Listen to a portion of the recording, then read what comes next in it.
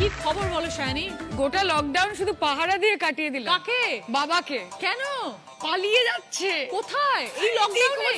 যাদবপুর। এই রাস্তায় যখন সবকিছু বন্ধ তখন? আরে বুঝতে চাইছে না, বলছে अभी तो मैं जवान हूं। বলছে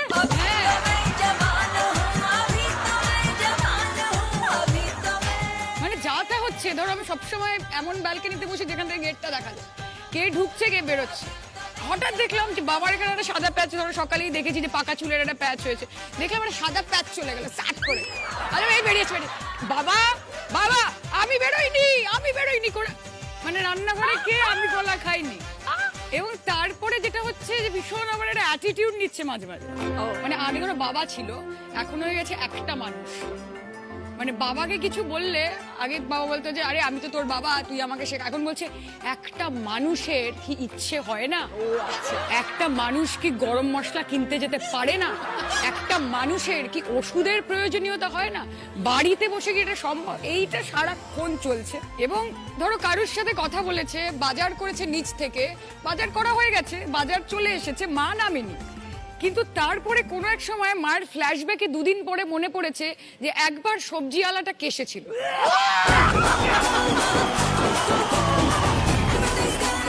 মা মনে হচ্ছে যে তাহলে 7 দিন বলেছে দেখতে, 2 দিন হয়ে গেল, 2 দিন আগেও, মানে এই ইকুয়েশনে জীবনটা চলছে এখন।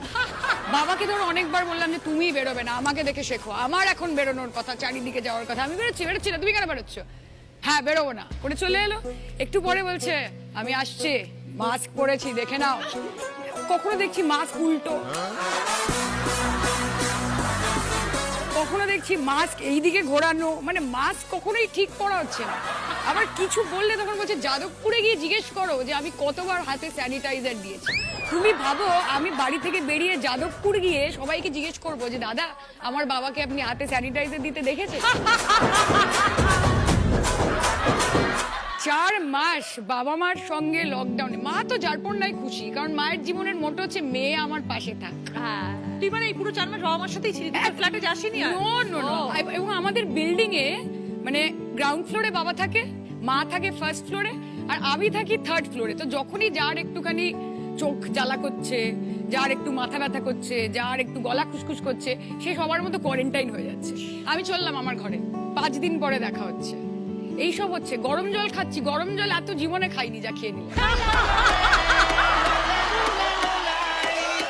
মা আমায় রোজ বলছে, মা আমাকে, যে আগে আমি বুঝতেই পারতাম না যে হাতে এত ময়লা থাকে। আমি বললাম মানে? বলছে যতবার ধুচ্ছি ততবার ময়লা বেরোচ্ছে। আজও